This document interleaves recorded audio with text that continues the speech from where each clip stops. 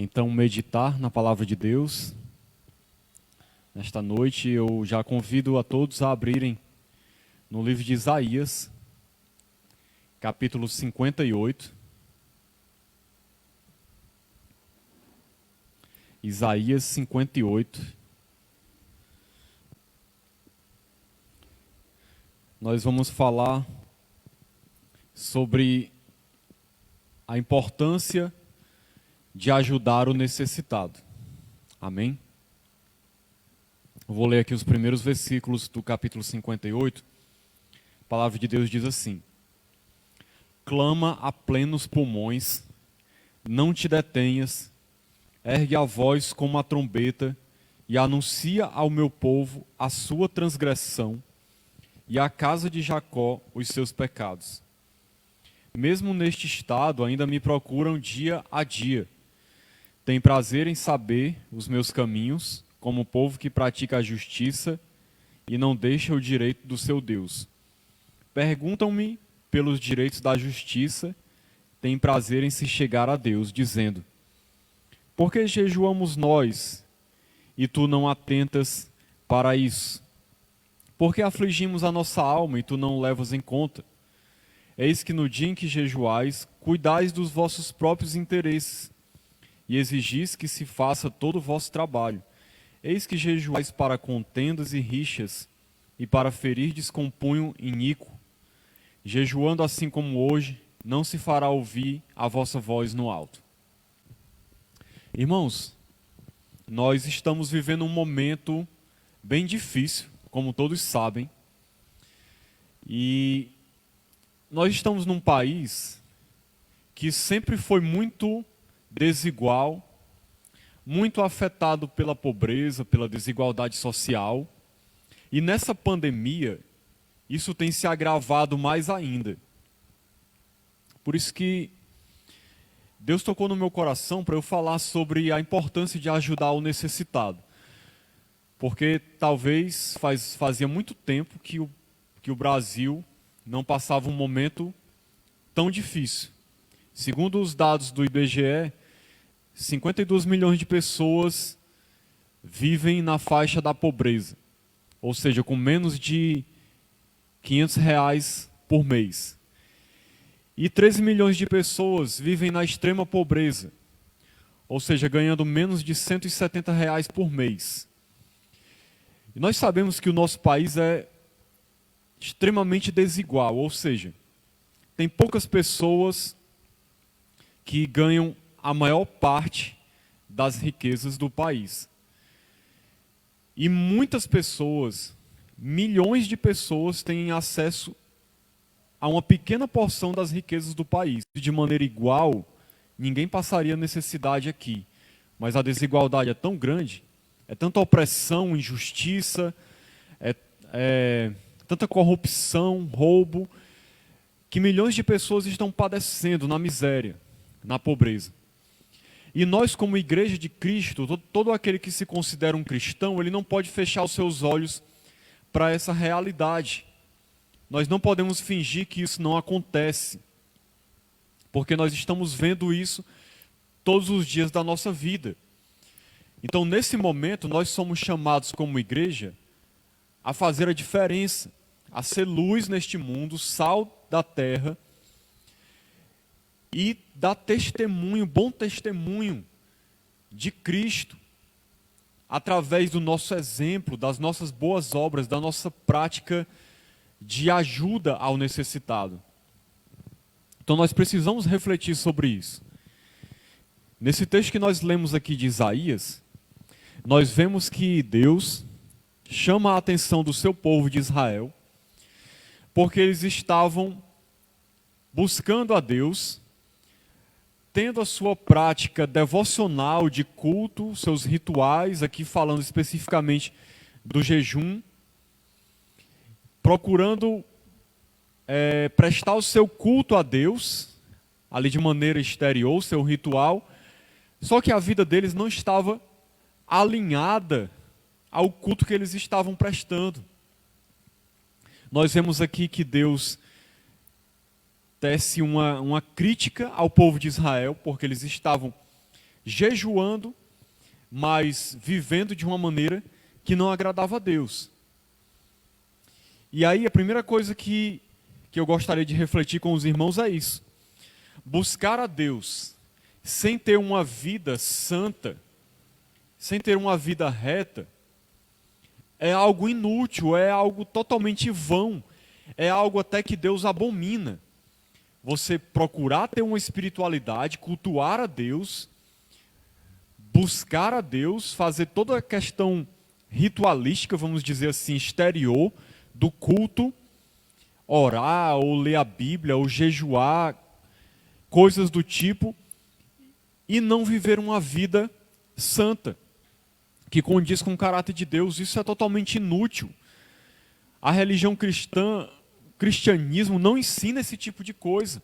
A palavra de Deus nos ensina que a nossa vida, a nossa maneira de viver, ela tem que estar de acordo com aquilo que a gente fala, e o nosso culto, para ser verdadeiro, ele não pode ser simplesmente algo exterior, algo que nós ali praticamos diante das pessoas, algo de aparência, mas que dentro do nosso coração, a nossa vida não condiz com aquilo que a gente faz diante dos outros, ou com aquilo que a gente fala.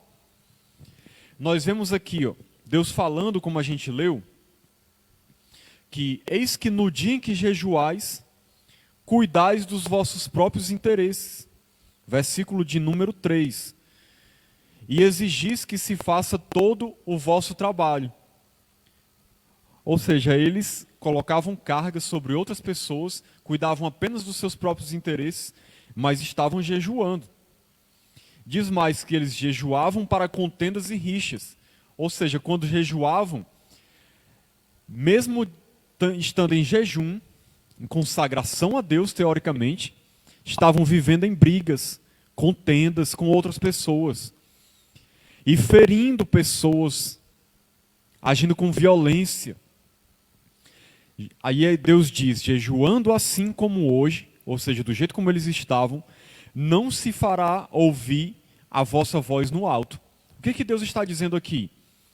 Se vocês não tiverem um coração realmente voltado para mim, com atitudes santas, retas, de obediência, que refletem realmente um caráter transformado, não adianta todo esse jejum de vocês, todo esse culto que vocês estão prestando, porque eu não vou ouvir a voz de vocês, eu não vou ouvir o clamor que vocês estão fazendo. Vocês vão bater, e a porta não vai se abrir. Meus ouvidos não vão estar atentos às suas orações, à sua adoração. É isso que Deus está dizendo, irmãos. E esse povo estava reclamando com Deus. Veja que no versículo 3 diz, porque jejuamos nós, e tu não atentas para isso. Estavam reclamando com Deus, porque Deus não estava atentando para a vida deles. Eles não estavam alcançando o que esperavam. E muitas vezes nós estamos em situações como essas. Às vezes as pessoas estão orando, jejuando, adorando, entre aspas, praticando todo o ritual, andando como crentes, falando como crentes, toda a aparência, mas sua vida não agrada a Deus. O coração é impuro, vive no pecado, no engano, na mentira, fazendo todo tipo de coisa que Deus abomina. E aí não entendem por que a sua vida não é abençoada, por que parece que as coisas não dão certo, não sente a presença de Deus. Por quê? Porque Deus não atenta para esse falso culto, para o culto de aparência. Então essa é a primeira coisa que nós observamos aqui. Se você quer que Deus receba o seu culto, a sua adoração, todo o seu ser, a sua pessoa como um todo, tem que estar consagrada a Deus de maneira completa. Toda a sua vida tem que ser uma adoração a Deus.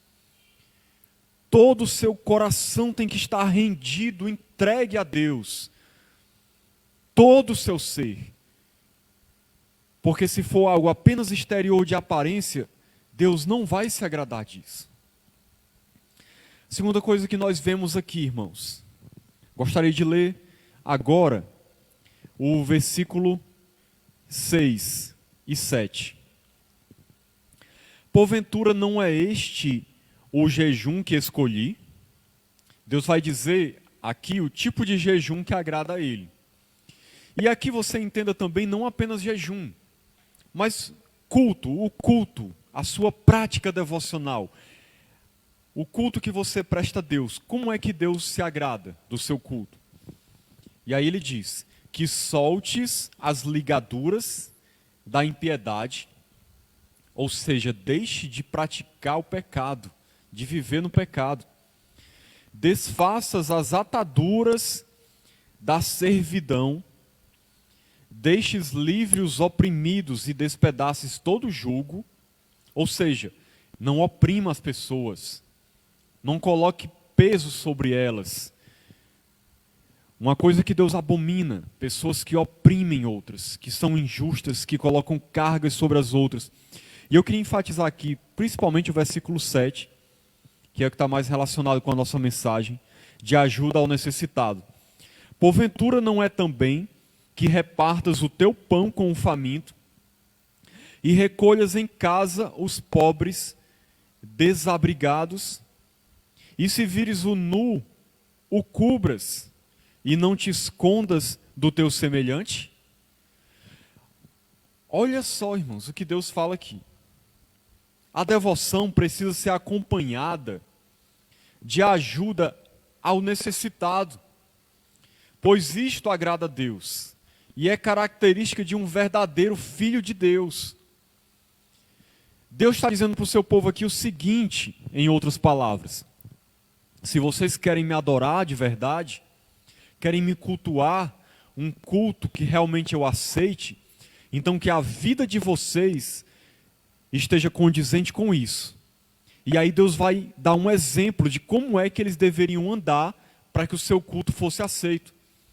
E aí Deus fala especificamente no versículo 7 aqui, da ajuda ao necessitado, do pão ao faminto, de acolher os desabrigados, vestir o nu, não se esconder do seu semelhante, ou seja, não fugir daquele que está precisando de ajuda.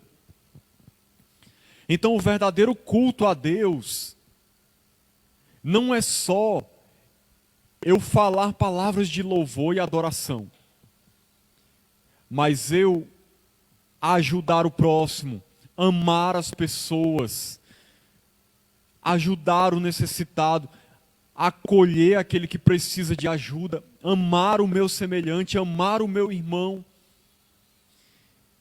ter esse amor pelas pessoas. Quando eu faço isso, o meu culto é aceitável a Deus. A minha pessoa como um todo, quando eu vou cultuar a Deus, Deus tem prazer.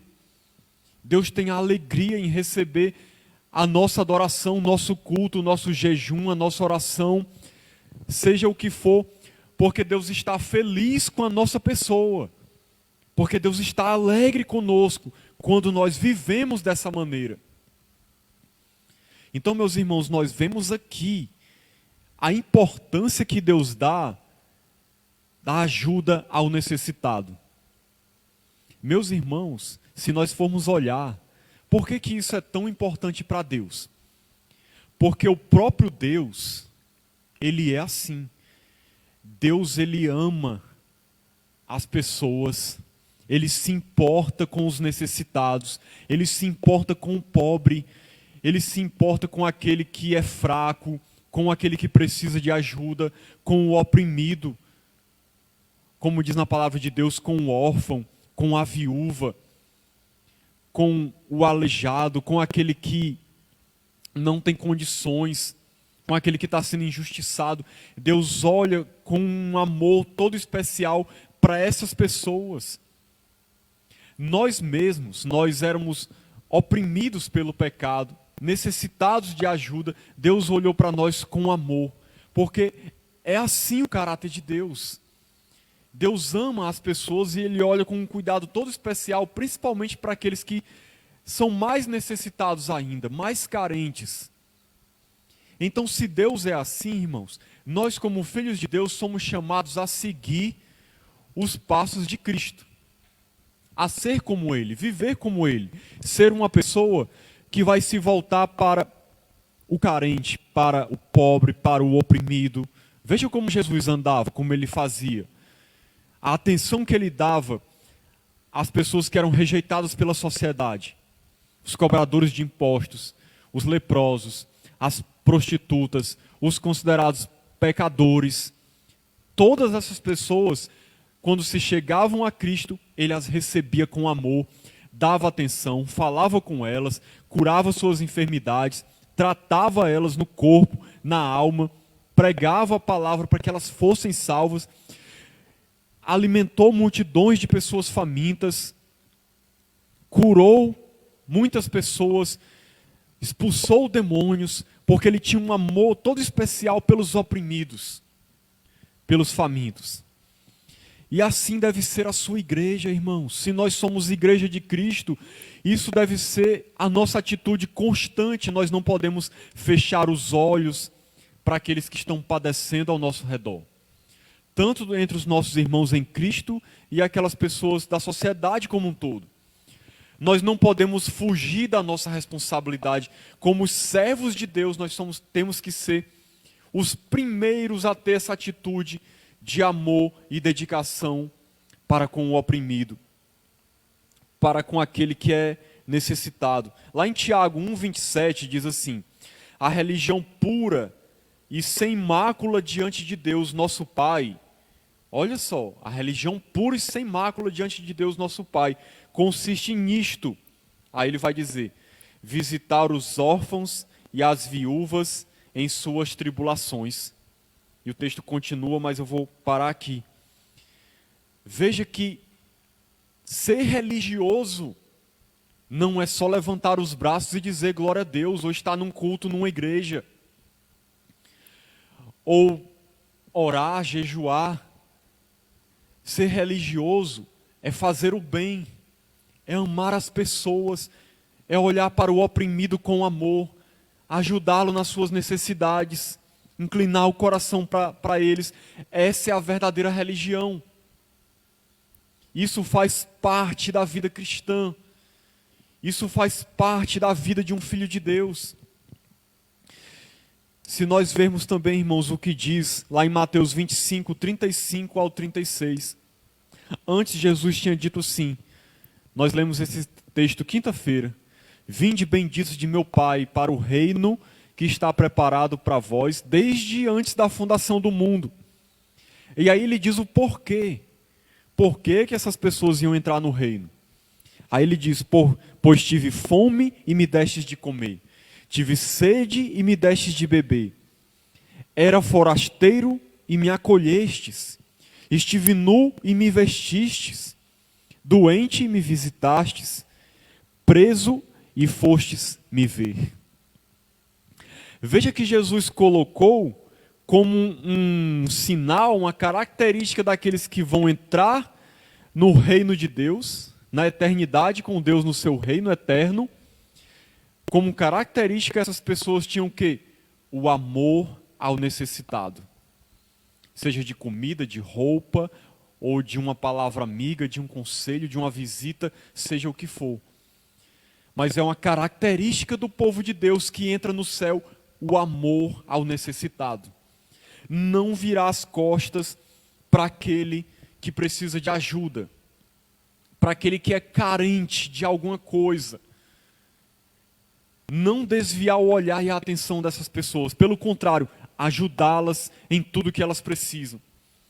Para reforçar também, eu vou citar aqui 1 João 3,17, quando diz: ora, aquele que possuir recursos deste mundo e vir a seu irmão padecer necessidade e fechar-lhe o seu coração, como pode permanecer nele o amor de Deus? Olha que interessante o que João fala, irmãos. Se nós possuímos recursos e vemos o nosso irmão padecendo necessidade, e aí se a gente fechar o coração, disser tipo assim: não, eu não tenho nada a ver com isso, problema dele, se ele está passando necessidade, é culpa dele, eu não vou ajudar. Eu não tenho nada a ver, ele que procure outra pessoa. Se a gente fechar o coração, aí ele faz uma pergunta: como pode permanecer nele o amor de Deus? Ou seja, o amor de Deus está no coração de alguém assim? Não. Essa pessoa não permanece no amor. Ela não tem o amor de Deus no coração, porque o amor de Deus no coração nos leva a agir como Deus,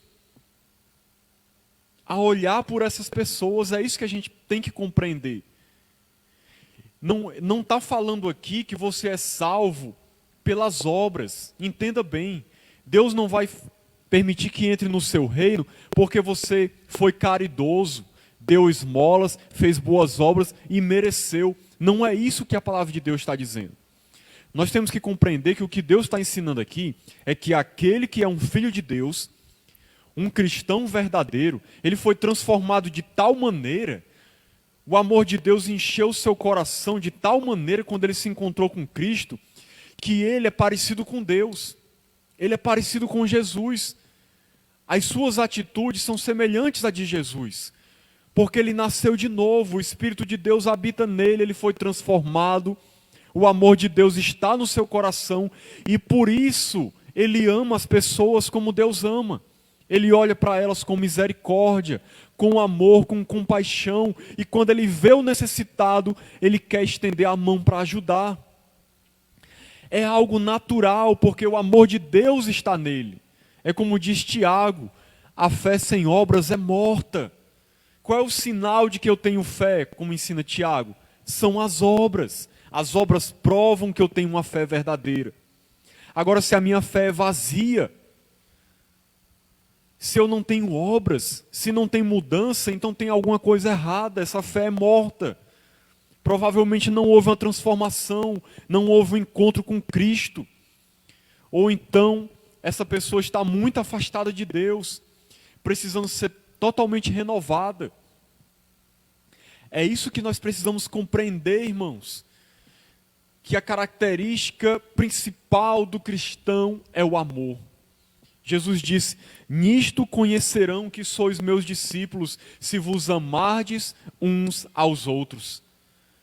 E amar não é só palavras. Amar é atitude, é muito mais, é atitudes. Não basta você dizer: eu te amo, meu irmão. Você é importante para mim, eu me importo com você. O que vai realmente contar são as atitudes, o seu gesto de amor, você estender a mão para ajudar o necessitado. É isso que realmente faz a diferença. Lá em Provérbios 19, 17 diz assim: ao Senhor empresta o que se compadece do pobre, Ele lhe pagará o seu benefício. Ou seja, quando nós estamos ajudando o pobre, a Bíblia diz que é como se nós estivéssemos emprestando a Deus. Em que sentido? Deus vai retribuir o benefício que a gente está fazendo. Pode ser que a pessoa mesma nunca faça nada por nós, mas Deus vai fazer. Nós vamos já falar sobre isso aqui para finalizar. Então, irmãos, a ajuda ao necessitado, ao pobre, é muito importante. E nós precisamos entender isso, principalmente no momento que a gente está vivendo aqui hoje. E que provavelmente vai se estender por muito tempo. Nós vamos ter pessoas necessitadas, talvez, no nosso meio na igreja. Os nossos vizinhos, pessoas que a gente conhece. E a gente precisa ter o coração aberto para ajudar. Eu gostaria, antes de passar para o outro ponto, apenas fazer duas observações bem rápidas sobre essa questão de ajuda ao necessitado.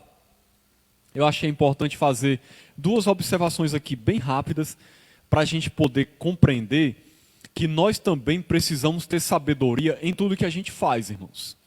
Nós precisamos ter sabedoria, discernimento de Deus e direcionamento do Senhor. Por quê? Porque você não pode simplesmente pegar todos os bens que você tem e sair dando tudo para os outros, indiscriminadamente.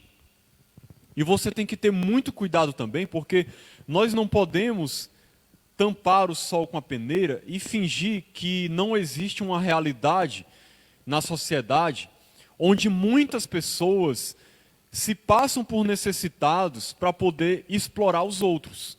Então nós temos que ter sabedoria e discernimento também, até quando a gente vai ajudar as outras pessoas. Tem muitas pessoas se aproveitando da boa fé dos outros, da bondade das pessoas, e se aproveitando para explorar, para sugar dessas pessoas, fingindo serem necessitados. Nós vemos, por exemplo, que a Bíblia fala muito a respeito daquele que é preguiçoso. Provérbios fala muito sobre isso. Diz, vai ter com a formiga, ó preguiçoso, que o preguiçoso vai acabar passando fome, vivendo na pobreza.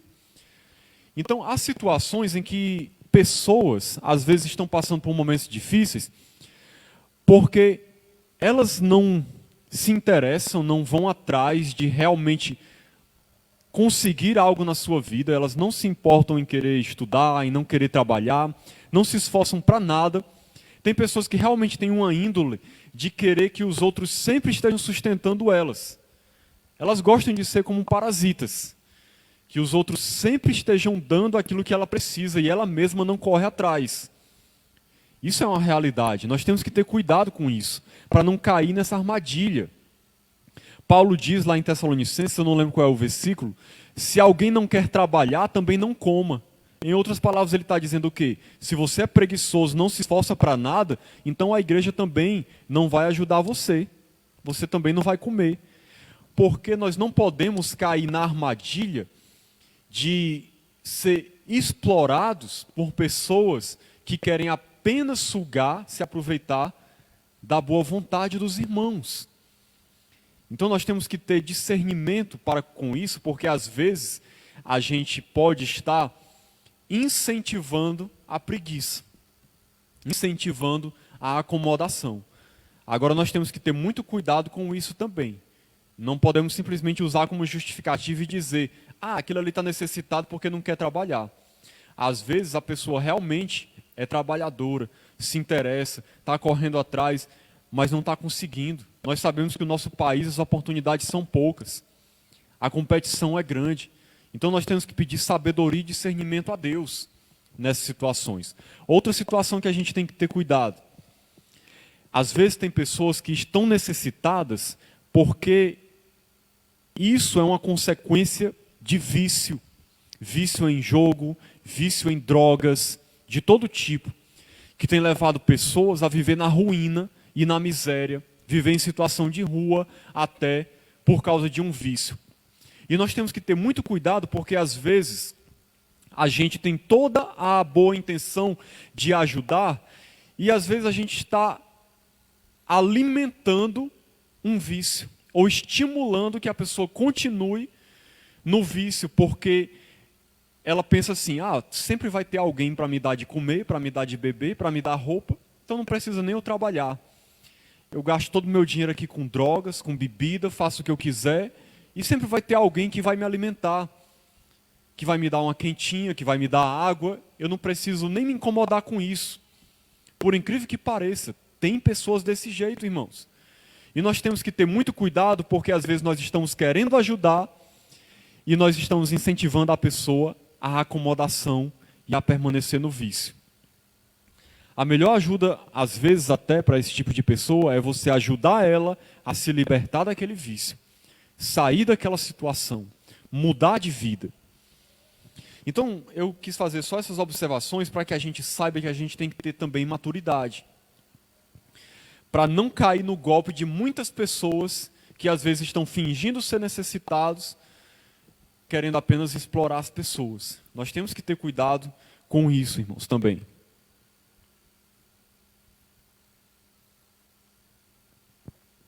Falando sobre a questão de preguiça, eu queria só citar um exemplo aqui que eu fiquei muito impressionado quando eu vi isso na praia uma vez. Uma senhora de quase 70 anos, ela parou ali, ficou conversando comigo, contando a vida dela, e eu fiquei impressionado, irmãos, com a dedicação, a vontade assim, de ter uma iniciativa de trabalhar e não ficar simplesmente esperando que os outros façam alguma coisa por ela. Essa senhora já era bem idosa e ela disse que já fazia uns 20 ou 30 anos que ela vendia coisas na praia, andando ali no sol quente, para cima e para baixo, vendendo seu produto, e ela sustentou os seus netos dessa maneira. A sua filha não queria cuidar dos filhos, ela deixava os seus netos com os vizinhos, porque ela precisava sair para trabalhar na praia e vender as coisas. E durante uns 20 anos ela fez isso, sustentou os seus netos, trabalhando ali de sol a sol. Irmão, você não tem ideia como é difícil a vida dessas pessoas. Imagine você passar quase o dia todo andando no sol, na areia quente, para cima e para baixo, para ganhar pouco. Mas eu vejo nisso, sabe, a dedicação da pessoa, a vontade de trabalhar, de não simplesmente querer depender dos outros. É o oposto do preguiçoso, né? O preguiçoso, ele inventa 1000 desculpas para não trabalhar e querer sempre que os outros deem comida na boca dele. Então eu quis contar isso só como ilustração que eu achei interessante. Irmãos, partindo aqui para o final da mensagem, eu li esse texto de Provérbios falando de como o Senhor, eu vou ler aqui de novo, ele diz assim: ao Senhor empresta o que se compadece do pobre, ele lhe pagará o seu benefício. Meu irmão, sempre que você ajuda o necessitado, que você ajuda o pobre, às vezes você pensa que você não vai receber nada. Às vezes tem gente que pensa que está perdendo seu dinheiro, que está simplesmente ficando no prejuízo. Isso é uma maneira errada de ver as coisas. Aí tem gente que se apega tanto ao que tem, que nunca abre a mão para ajudar ninguém, pensando que vai perder. Sempre que você ajuda uma pessoa, você não está perdendo, você está ganhando. É claro que você não deve ajudar ninguém motivado por isso. Eu vou ajudar para eu poder receber mais. Mas a gente precisa compreender que isso é uma realidade. Quando você estende a mão para ajudar uma pessoa, Deus abençoa poderosamente a sua vida. Porque isso agrada tanto a Deus que é um prazer dele te recompensar. Tamanha é a alegria que ele fica pela sua atitude, pelo que você faz. Vamos ler aqui, a partir do versículo 8, para você ver o que Deus diz que vai fazer na vida daquele que ajuda o necessitado. Para você ver que interessante. Versículo 8 diz assim: então romperá a tua luz como a alva. Ou seja, você vai ser uma pessoa que vai ter a luz de Deus sobre você, vai brilhar. Todo filho de Deus verdadeiro é assim. A luz de Deus brilha na vida dele.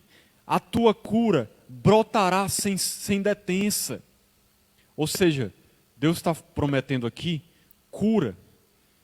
Nós sabemos que muitas vezes a cura pode não vir no seu sentido completo nessa vida, mas ela vem no reino celestial, quando nós não estivermos mais aqui. Mas de qualquer maneira nós temos uma promessa de Deus de cura, que muitas vezes se manifesta aqui, mas pode se manifestar, e se manifestará com certeza na eternidade.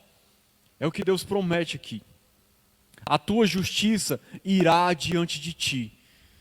Ou seja, vai ser algo evidente que todos vão perceber a justiça que está sobre você. E a glória do Senhor será a tua retaguarda. Ou seja, você vai ser envolvido pela glória de Deus. E ela servirá de proteção na sua vida. A glória de Deus enche o ser daquele que é dessa maneira, que nada mais é do que um cristão verdadeiro que vive em amor. Ele é uma pessoa cheia da glória de Deus, e essa glória é a sua retaguarda. Versículo 9 diz: então clamarás e o Senhor te responderá. Ou seja, você ajudou o outro, quando você clama, Deus te responde também.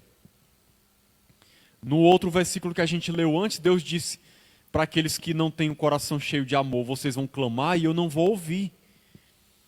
E aí Deus continua dizendo: gritarás por socorro e ele dirá: eis-me aqui. Olha só que interessante.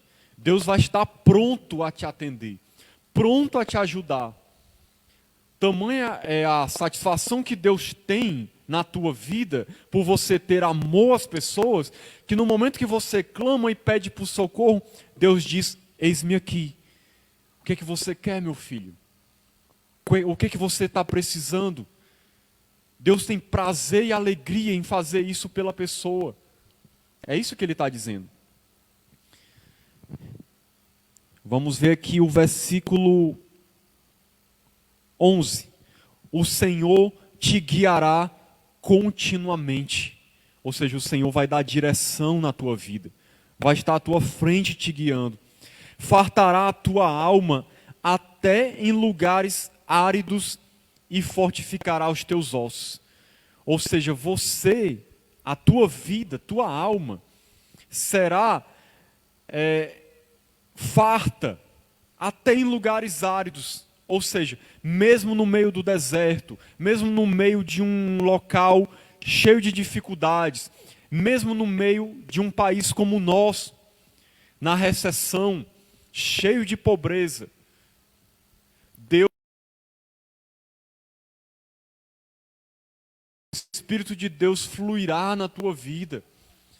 Você será uma pessoa cheia da glória de Deus, cheia do Espírito Santo, onde Deus fluirá no seu coração. A tua vida será como um jardim regado pelas águas vivas do Espírito, como um manancial de vida, a vida de Deus borbulhando em você, fluindo na tua vida. É isso que Deus está dizendo. Os teus filhos edificarão as antigas, levantarás os fundamentos de muitas gerações. Olha só o que Deus está dizendo. No contexto aqui, irmãos, Israel estava saindo do exílio e a nação estava para ser restaurada. E aí o que Deus promete para Israel? Aos teus filhos vão edificar as antigas ruínas. Ou seja, eles vão ajudar a reconstruir essa nação. O que nós poderíamos trazer para nós hoje disso? Que é uma realidade também para a igreja. Deus vai abençoar as nossas vidas e os nossos filhos para serem pessoas que vão ser usadas para restaurar aquilo que está destruído. Ou seja, pessoas que estão destruídas, famílias que estão quebradas. Tamanha vai ser a bênção de Deus sobre você, sobre a sua casa, que vocês vão ser instrumentos de restauração.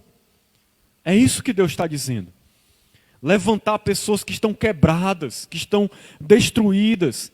Como ele diz aqui, levantará os fundamentos de muitas gerações. O que é levantar o fundamento?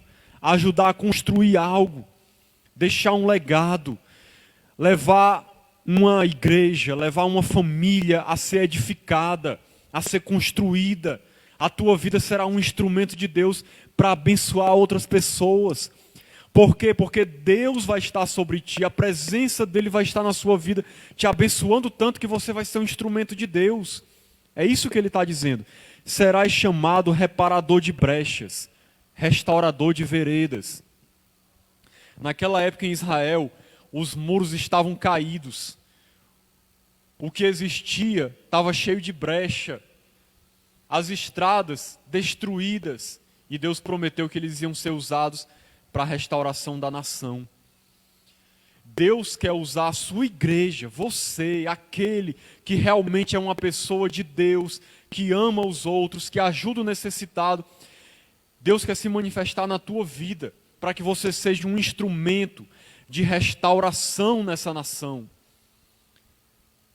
Reparar brechas, restaurador de veredas, ou seja, alguém que vai ser usado para reconstruir, para restaurar vidas, pessoas, igrejas, famílias.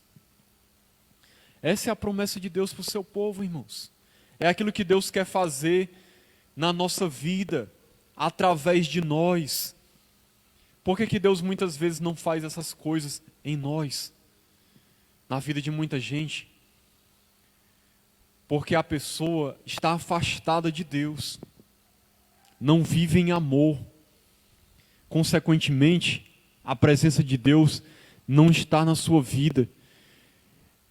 Deus não tem espaço para agir, para fluir na vida dela, para transformar o seu coração, porque a pessoa está fechada no seu egoísmo. e não tem amor para com Deus, nem para com o próximo.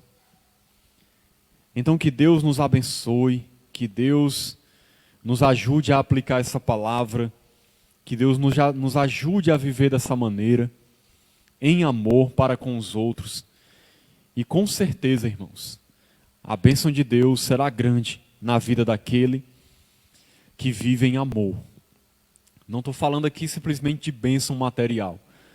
Se Deus quiser, Deus faz isso também. Mas principalmente a bênção de ser uma pessoa cheia da presença de Deus. E consequentemente um instrumento de Deus nessa terra. Tão carente, tão necessitada de uma igreja que realmente faz a diferença nesse mundo. Então que Deus nos abençoe em nome de Jesus. Amém.